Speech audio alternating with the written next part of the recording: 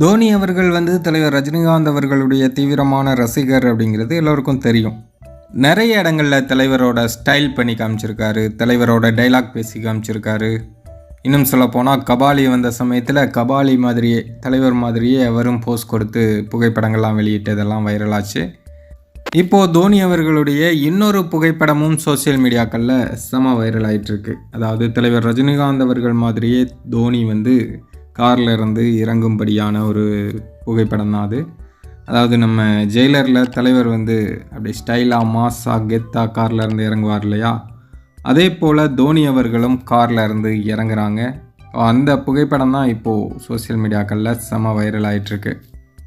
எந்த நபராக இருந்தாலும் சரி, அவங்க எந்த துறையில் ஃபேமஸாக இருந்தாலும் சரி, தலைவர் ரஜினிகாந்த் அவர்களை நேசிக்கிறவங்களுக்கு அவங்கள அறியாமலே தலைவரோட மேனரிசம் வந்து வந்துடும்.